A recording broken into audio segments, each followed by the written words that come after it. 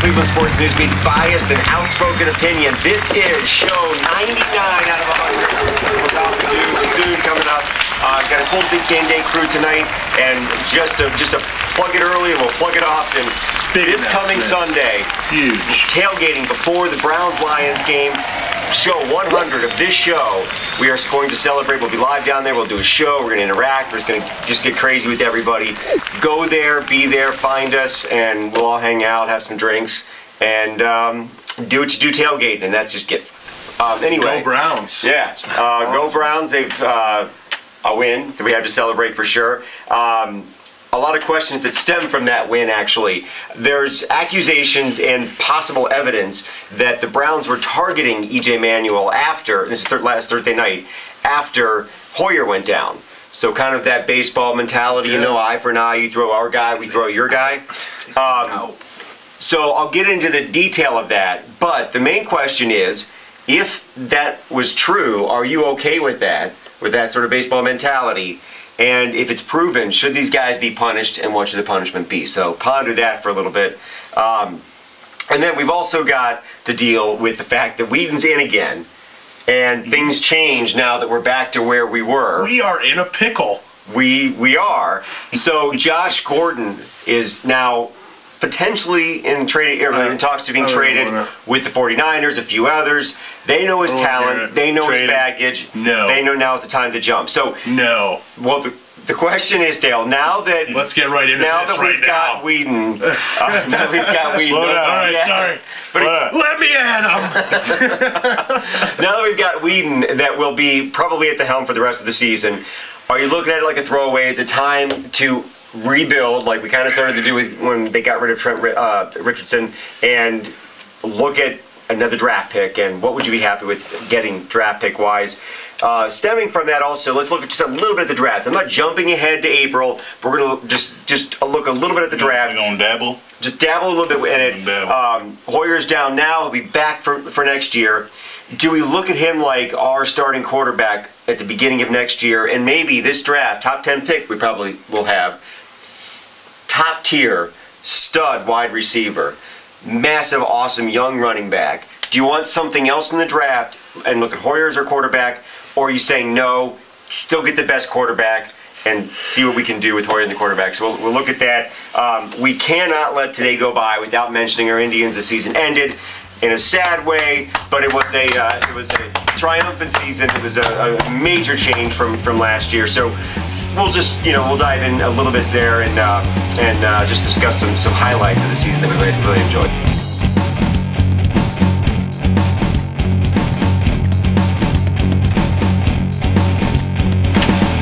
All right, I was going to start somewhere else, but Dale, yes, trading Josh Gordon. Let's just look at that. It is actually being talked about now. By the time this airs, this may be old news because he may be a 49er at that point. And imagine that team adding that kind of talent with what they've got. Bolden, go across from Bolden, and they've got Vernon Davis, yeah. So Crabtree coming back. Yeah, and now they've got Kaepernick, who is not nearly the quarterback everybody thought he was going to be, but maybe this is what he'll need. I don't know. He's got him on his fantasy team, and that's my Kaepernick tier right there. It was a good first week for you, right? Yeah. High hopes, and then nothing but chronic letdown. So they know the talent that Josh Gordon is. They know the baggage he brings, but they know this is a year for them that possibly will not be there again. So, first round draft pick, maybe. That's the question. Now that Weeden's here and he's going to be your quarterback, do you want to keep Josh Gordon? Do you want to keep him and build for the future, knowing the baggage that he brings, or is it time if we get a first round, second round? I love it. That's not a. Oh yeah, okay. You put your baggage over here, Josh Gordon. Just put it right up on you. Yep. Look, I'm his baggage. Been loving it around this area right here. Do you want me to bring up some graphics for this? All right, Dale, take it away. Take it away, Josh Gordon. How can anybody defend this as a solid move? What are the two things you said about when you were plugging April? Should we get that big star receiver? Should we get that all-star running back? You mean those pieces that we have that we're trading away? Are you insane? Josh Gordon is out there doing it. He's not Trent Richardson it, how all you guys were hating on Richardson for only 3.6 yards a carry. Every touchdown this guy has is over 20 yards. That's insane. He's one of the up and coming receivers in the game. We're not going to get better by trading Josh Gordon. I mean, just why even entertain it? Get a first round pick for what? To take a guy that's probably not going to be as good as the guy we already know we have? Huh? Well, that's the question then. Maybe why do you think they're entertaining this? It's a great question, Mike. I'm glad we got a panel because I'm waiting for somebody to tell me why. All right. Who can tell me why the Browns want to trade Josh Gordon? Brett, can you enlighten Dale? Because the Browns are idiots. Well, there you go. No, that's what it is. Wait, before I don't want to interrupt, but who's downplaying the whole Richardson thing, like hating on Richardson, how he's being here? Couple people. I think Mike said he didn't care about it. I know Ramon said they didn't care. Well, to clarify, I said that I would clarify. I would have preferred them not to have chosen him third because I don't think we were ready for that star running back. But once they had him, then you build around him. You don't just give him up for what might be, as you said, another running back that you hope is as good as him. I'll give him up for 3 wins in a row. And I hate to recap another show, but you were saying overall you were in favor of the Trent Richardson trade, both of these guys right here. Yeah, I was. No, I wasn't in favor of the trade. I was in favor of them not drafting him. Once they had him, I don't think the trade should. I don't like the trade. Midway through the offseason, maybe. No, go back and look. I've said this multiple times. I've said this very clearly multiple times. I really believe that if you're going to do it, you do it in the middle of the season or in the middle of the offseason because that's when you're making your big changes. You don't do it 2 games into the season. Bad timing. So you're okay with the trade, but the timing you weren't okay with. I'm okay with. I wouldn't have done the trade, but if they're going to do it, I trust them mid-season or mid-off-season, but not during the season. Can we win without Josh Gordon? Hey, we thought we couldn't win without Trent Richardson either. So you're saying, yeah, we can. I don't know. You're dancing around it, but you're saying you're for it, though. Should we trade Trent Richardson? No, because we have no running backs right now. Should we trade Josh Gordon? No, he's pretty much our top receiver on this team. Okay, but in the eyes of the Browns, you want to look through the eyes of the Browns, they want to make this their team. They want to get everything out of here that was, past regime. And I don't want them to go, but I can't say the Browns won't do it because Go ahead. Sorry. We just didn't think that they would get rid of Trent Richardson. I mean, you can't say that the Browns are going to be like, no, we're not going to do this. You guys are missing the whole point here. And the whole point is that one more mess up, and he's done for a whole year. So we're going to lose him anyway. Well, that's the argument for it, and you're exactly right. And that's what's happening. But all it takes is one more mess up. We can be going to the playoffs right now, and he could fuck up, and then we don't have him at all. So that means the rest of this year, maybe next year, when we're making this playoff run, we won't have him, and then basically we lose him. So we're out of a star receiver anyway. But if we trade him for a pick, he's out of here anyways, and we're going to be that same team that we were if he were to get suspended. They're looking at, is this guy gonna stay out of trouble, or does he keep getting back into trouble? Because that's what we thought when we got him in the second round. It was like, okay, he kept his nose clean. We talked about this at the beginning last year when he was a rookie, how he kept his nose clean for a little bit, but then all of a sudden he got comfortable. He started to fall back into problems, and look, he already got suspended the first 2 games. We might have won those first 2 games if he would have been in the game. We don't know that, but him not making the right decisions cost us that. Well, we have won every game since he's been back. Okay. And I think that a number 2 supplemental pick on a draft that already happened, whatever we lost to pick him is already gone. It's not costing us anything. Mm-hmm. You keep Josh Gordon.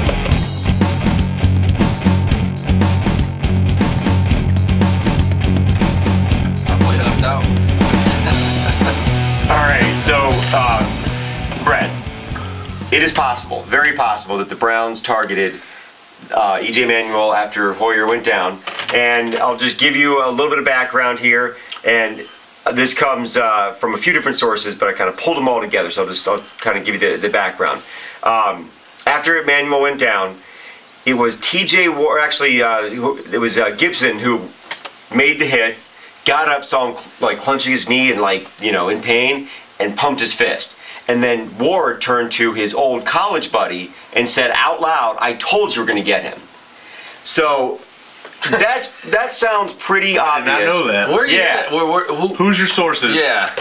Multiple sources. The man in the cloud? Multiple sources. CBS Sports had a great write-up on it. So multiple sources. So they got actual sound bite there's multiple. Sure they do. We'll just say there's multiple accounts. So so that's what happened. So now here's the question. Legal witnesses. And actually, those that were saying that they heard this, they weren't complaining it was a bad hit. They're not saying like it was an illegal hit or a bad hit. It was that intention to hurt, the obvious intention to hurt. Retaliation. Yeah, that's what the problem was. So that would be the question here is, that happens in baseball all the time. You hit our guy, we're coming after you. And it's expected. Mm-hmm. And if that doesn't happen, the talk is how could you not defend your own team? Is that what's happening here? Are we okay with this? Are you okay with this? And Brett, if it's proven to be true with reasonably good evidence, would you like to see these guys punished?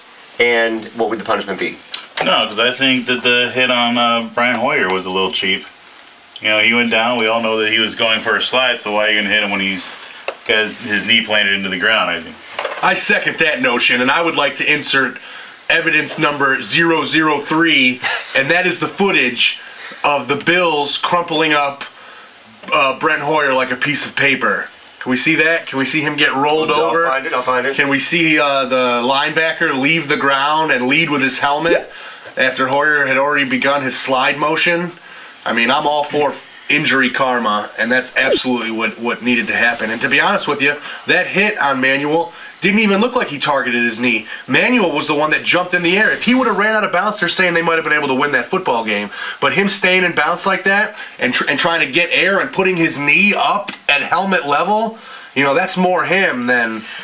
Well, then we could say that for both quarterbacks. Than like falling on the guy's knee and like trying to tear his ACL. Right. Shit, you know what I mean? We can say that about both quarterbacks then, because Hoyer should have just went out of bounds. He tried to go for the extra 2 or 3 yards, but nobody's making a point that he don't know how to slide.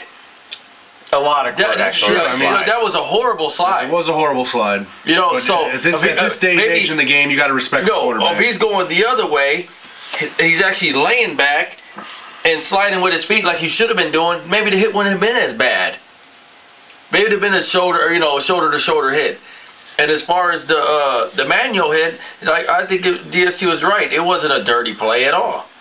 It's just that he leaped in the air, and that's what happens when you leap. Sometimes your legs, come from under you, and that you see that all the time in football. Well, and I know in baseball, and I used to play, and I was a head first slider, and every coach was like, "It's faster if you slide feet first." And I was a Pete Rose fan, so I'm like, "No, Pete does it, so I'm doing it." But the reality is, I don't think it's any faster to go with your feet. It's no safer. And in football, it's completely different. There is no point in the teaching of football at any level where they ever teach you anything but lead with your pads. You go in with the most protected part of you, your pads and your helmet.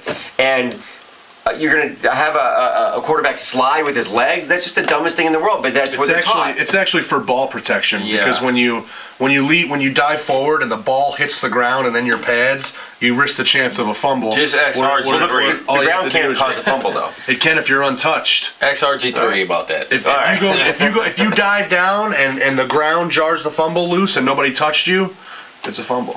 Well, you know what? If you're telling your quarterback then to slide with his feet so that slide you don't to your butt. That's what I say. So that you don't lose the ball, and then you lose your quarterback for the year. Well, all right, tough luck. You did it yourself.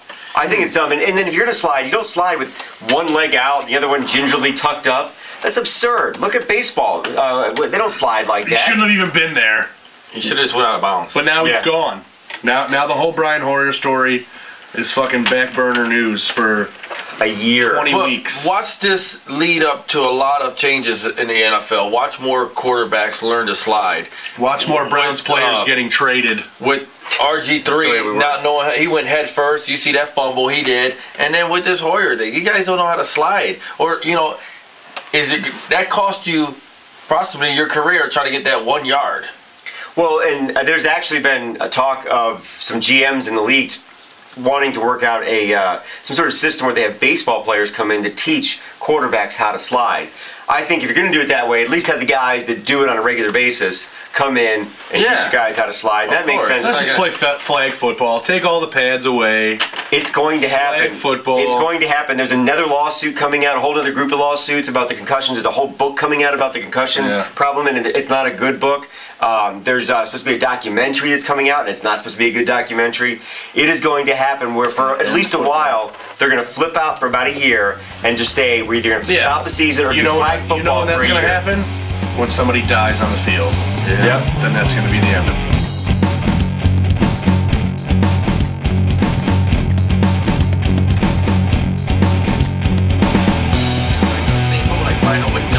You know what? We'll go into this some other day, but this is my biggest problem with Cleveland sports, is Cleveland fans. Because everybody's like, if you don't win a championship, it doesn't matter. Are you kidding me? Nobody wins a championship. No city wins championships. Every year there's one city. That means everybody else is a bunch of losers and hates their team and has no fun, and it's a bad season. You have fun every time you go see them play. You have fun when they win. You have fun when they lose. You have fun bitching about it. It is exciting. This is what makes it fun, Mike. That is what makes it fun, and that is why we like sports. It is beer, and it gives us an excuse to hang out and drink beer, you know? Need more of that to make it fun. If it wasn't for sports, we'd hang out and have nothing to talk about. We'd just drink and be quiet. Yeah, we'll probably shoot ourselves. So, enjoy the fucking game. Enjoy the game. Enjoy the thrill. Enjoy the ups and downs. I'm not enjoying anything. And enjoy a sports town. We live in a sports town. We live in maybe the best sports town because people here are rabid about all of our sports. We support the Monsters. Born in a and that's a minor league team, and we have major league teams. You know, and it's awesome. Maybe I should have been born crushed every year. And no sports. Then I had to be worried about none of this. Just want to live in like Zimbabwe or something. Yeah. You like soccer then? So sorry, there's sports there. I was reading on Facebook that a lot of these sports fans are like, can't believe the Indians lost, and it was about the attendance at the playoff game. They weren't there during the season, and one of the guys' comments was, why we support a team when after 4 or 5 years of just complete letdowns, and it's tough because it's not the player's fault. It's really not. At that time, Dolan didn't want to spend any money or bring talent into this place. We had the players that we had the cards we were dealt with. That's what we were.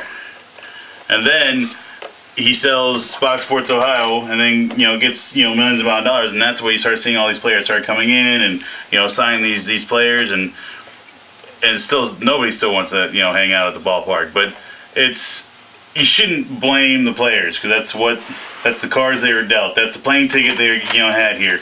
That's a drive from Columbus. That's what they're here for. You can blame them. You can blame them if they don't fight, and this team fights. But you can't blame all that on the players. You still have to go and support them and give them the support of the city. And we're in a division with one of the best collection of athletes in modern current sports right now. I mean, the Tigers are just crazy, and it's not fair. I mean, it feels not fair. If they were a normal team, think of how different this would be. They're not. We didn't finish one game back of them. You know what I'm saying? It's just we didn't have the key pieces to beat them. Look at our roster and look at theirs. But dude. They have like 340 batting average hitters. They went and paid for that. We're not known to pay for players. I don't care how it happened. We have to deal with that. And look at that. Look what they got to work with. And look what they did. That's what happened. And look what we did. Money. Hey, but you can. I'm saying, but this is where we're at. Look at what this collection of players did. We outplayed our roster. They underplayed their roster. I hate it. I hate when people say that because then you're hoping every year that you get a Tampa Bay / team that made it to the Florida Marlins type team that made it to the World Series. You're hoping for that. That happens once in every who knows when the hell. Teams who pay money are there every year.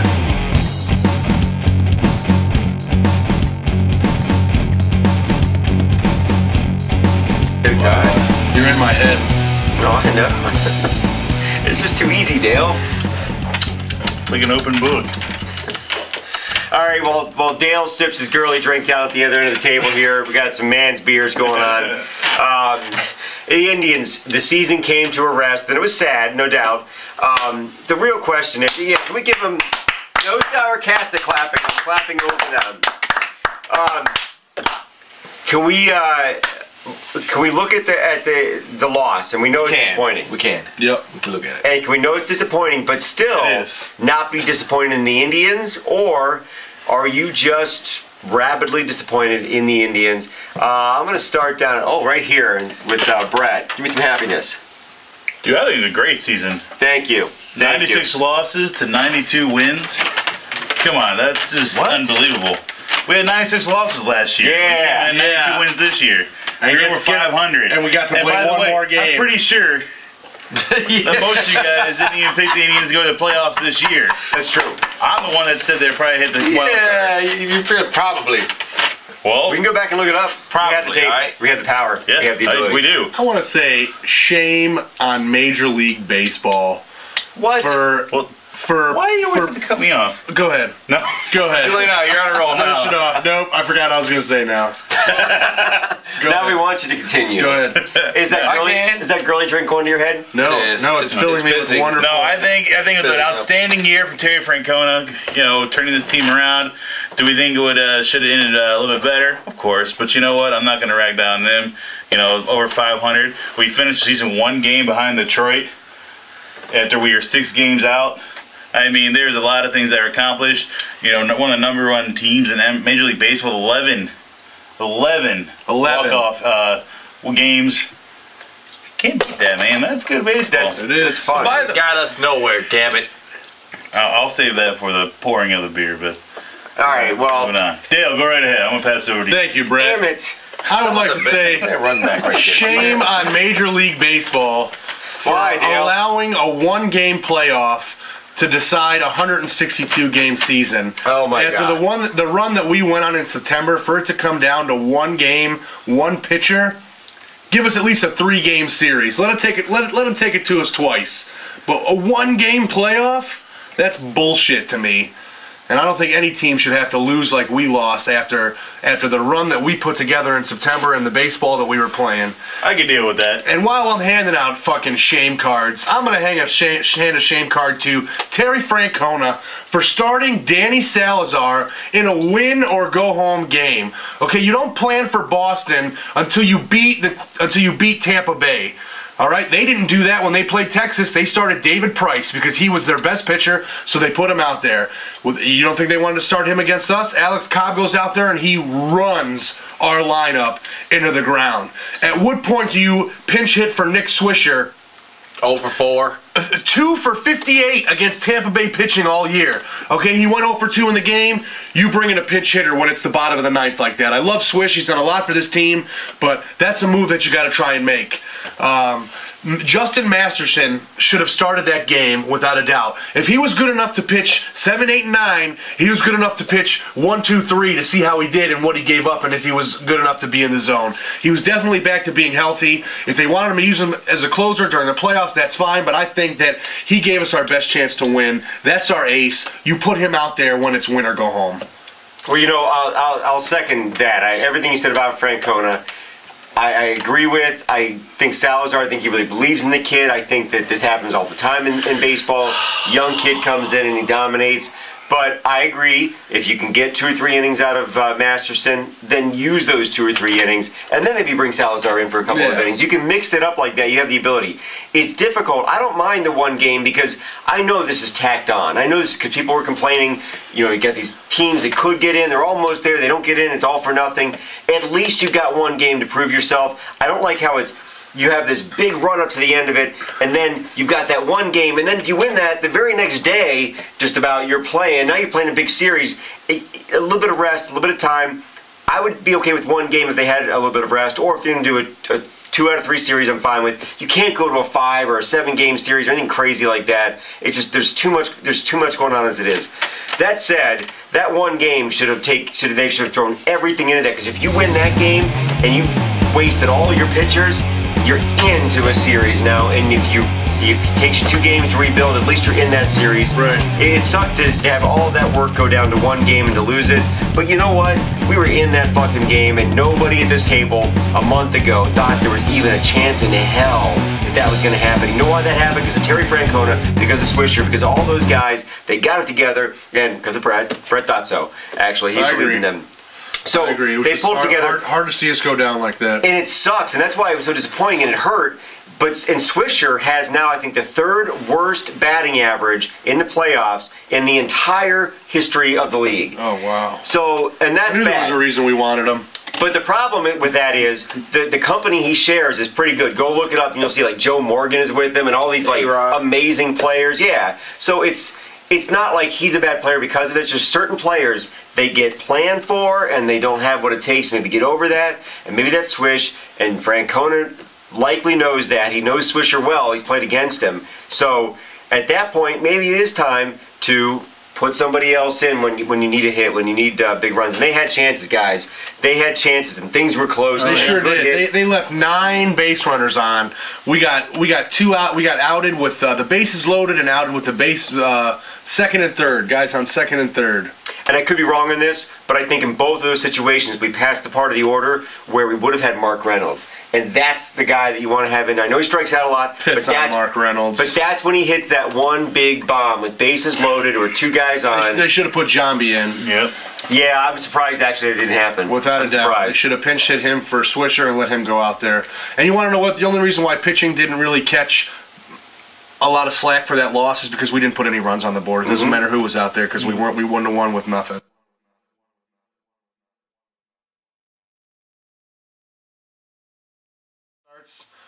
I just don't think we had what it takes to face this team. It sucks that we went into this game, the hottest team in the MLB, and then to go out there and just lay an egg. We're all putting this stuff on Swisher, but our top 4 batters, did not do anything. 0 for 12. Which is sad. This is the biggest game, if not of all season, and you go out there just to lay an egg like that, you know, and then there's no type of strategy, not even a bunt to try to get the momentum going, to get the guys on base, you know what I'm saying? I know we left a few guys on base, but then to watch Swisher with 2 guys on, strike out, swing his first 3 pitches, what happened to staring one down?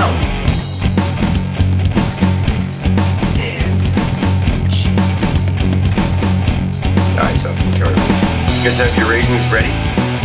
Yep. Alright. I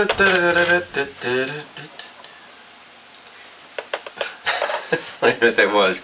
Alright, we have a very small amount of time left and we have to zip through a raising of the beer, and they're showing you the small amount of time, and we are going to take this time, praise somebody, hate somebody, spout off about something, just raise our beer, spill it out, whatever we want to do. We get 2 minutes or so to just do anything. And it's kind of like our own personal little GDB segment, all by ourselves for a few minutes. And uncontested, say whatever you want. We're going to start left side of the table there, my left. All right. Dale well, I'm going to take the easy way out, and I'm going to raise my beer to the Cleveland Indians. And their season was a great season. One of the best Septembers of baseball the city has ever seen. Really, really sorry to see it go out the way that they did, but I had a lot of fun watching Tribe baseball, and I haven't been able to enjoy that in a really long time. So it was nice, fun while it lasted, Cleveland style, bow out, and now I'm ready to focus on Cavaliers basketball. So out with the old, in with the new. You just skipped right over the Browns and right to basketball. That's going to be tough. It's going to be tough over the next couple weeks. All right. Mr. Torres. Well, I'm going to raise my beer to somebody we haven't really been talking about for the Cleveland Browns, and that is Mr. Nerve Turner. The stuff he did with Brian Hoyer to bring in this guy and then switch this playbook around to so he could fit right in, and him make him look like a Pro Bowler, and then to dumb it back down for Brandon Weeden to come back in the game. Dumb it back down. So dust off. Rip a few pages out. Maybe highlight some things for him. Hook and ladder. Yeah. Red right in you. But yeah, let that player run down the field. Where's the 10-second read list? But big shout out to Where's my 14th option? I don't see it on here. But big shout out to Nerve Turner to make a call like that on the fly and to pull out the win. And that's exactly what the city needs. After that let down by the Tribe, way to go out there, Browns, and bring home that win to lift the city back up. Yeah. I'll give you that. Thursday night football, prime time. It was, yeah. They put up a good show. They did. Mr. Finnegan. I had a letdown, but I forgot what my letdown was. I was pouring in the beer. All right, I can take it for now if you need. No, actually, I want to raise my beer to the only person. I think this is hilarious in that post-season playoff game that most of these guys hated throughout the season, but the only person I think went 3 for 3 or 2 for 3. Lonnie Chisenhall. Lonnie Chisenhall. Oh, The only I'll push you on that. The only guy that made it on base more than one time throughout that whole season. That's why no one else hit. Can I just add to yours and say we owe that to Dale Shantursey because we were at a game, me praising Lonnie, him hating Lonnie, and he got in his head. Sure did. Right there, third base line, Lonnie within was maybe like, 25 feet, 20 feet. DST is gonna hate me if I don't go 3 for 3. He did. After that, he had like a 300 average for like a month or something. Yeah, it was crazy. And hitting walk-offs. Yep. But good call, I man. just thought that was pretty funny. That's because that's the only thing I thought of when I watched the whole game. I'm like, holy shit, he's on the guiding base again? I go, where's DST now? So, here's to you, Lonnie. Lonnie Chisenhall. And he will continue to impress and disappoint every other game. Hopefully on another team. Well, he'll be here. They like him. They like him. So I'm Go to Detroit. I'm pretty sure they need a bud. Peralta's out of there, so they need a third baseman. So Miguel Cabrera's their third baseman. Is he? Yep. Well, trade Chisenhall for Cabrera. I don't know. We'll trade Josh Gordon for him. It'll be the first intersports trade Ever. They actually, in the old days, they used to trade players sometimes for announcers. If they really liked an announcer, he would be part of a trade. Go look at the record. Sometimes you'll see trades. And Bob Uecker. Not him, but you'll see it. John Announcer's names, and it's so funny to think about that. But We're actually blessed because Todd Hamilton is one of the best. He is amazing. He's probably one of the best baseball play-by-play guys ever. Oh, Just go. He said Hamilton. I was thinking Facepalm. Mark Hamilton? What? I'm going to raise my beer to somebody that came into an absolute hornet's nest, to a situation that nobody could possibly come into and be victorious in, to a situation that had absolutely no gems, no gold, nothing but dirt, rocks, and a bleak future. For the Browns. Thanks, Mike. I appreciate it. Come on, it ain't no coming in here. No, it ain't no coming in here. This is Brown. This is No, don't even say that, Dave. Brian Hoyer came into a situation where they just outed the best player on the team, and they said to the entire sports world, "We are done. Please let us lose every game, and we want the best quarterback available. Throw this Hoyer guy. We think he's kind of cool." Oh my God, he won, and then they let him start again, and he would have continued to start and probably. And oh my God, they won again. Yeah, and he is a very, very, I would say, responsive quarterback. I'm not saying he's a great quarterback, but he was responsive. He came into a situation that I don't know that many people could have done well in, and he excelled in it. I saw the guy live. Brady-esque out there, didn't he? What's that? He looked very Tom Brady-esque out there. His long throws have a beautiful slow arc. And it's beautiful. And it is. It's like writing the numbers. His footwork's good. Guess all that time in New England really paid off, huh? And that could be. That's what it's supposed to be. He got to watch a guy that can do it. So the quarterback we won't remember next year. Yep. Brandon Hoyer. Add it to the list on the back of the jersey. Hoyer. You don't even remember That's why I said Brandon. Brent. I had a good joke Saturday night when I was at the bar after my bowling league. I was there, and everybody's rooting out for Braxton Miller, and I'm like, man, what the hell? This guy sucks, man. You know, he wasn't doing nothing out there. So I was like, yeah. And then my buddy was like, hey, he's bad. You gotta keep him in the game. Like, no, man, with this. Yikes. Oh, man, get that. That guy. And Braxton Weeden out there, but we didn't get him out of here. Braxton, because he held out of the ball the whole night too, man. Like, what the hell's going on? Is there something in the water? He looked just like Weeden out there, man, making horrible plays. And it was. You can do that in college. And Braxton Miller was amazing. You know what? I should have raised my beer to the Bucks and that cover. We talk about it. We did. We actually. Do it now. It's okay. It's all right. Double raising. Go ahead. Double fisted raising. Come on, double I'm fist. gonna also raise my beer to the Ohio State Buckeyes defense. He's raising a Mike's Hard Lemonade for a beer. Go ahead. Yep, raising my Mike's Hard Lemonade. Thank you, Mike. What was I saying? To the Buckeyes defense. Buckeyes defense. Buckeyes were 6.5-point favorites against Northwestern, and with 28 seconds left, they punted the ball, and I turned off the TV. And when I flipped it back, miraculously, the Buckeyes had won the game 40-3 on some crazy trick play gone wrong, fumble into the end zone, and it ended up costing Vegas an estimated $100 million on one play of football. If you go back and watch the footage, you can even hear Kirk Herbstreit on there talking about it, and makes a comment like, some people like that play more than others, and it cost Vegas a lot of money. So I was one of them. So cheers to the Buckeyes defense. On the winning end. So drinks are on Dale Sunday morning before the Browns game. Yeah, come down and visit. Bet on. Oh, bet along. Had some weird noise come up from the stairs. Yeah, I know. I thought there was like a ghost coming in or something. Oh my god, I had to get out of that chair.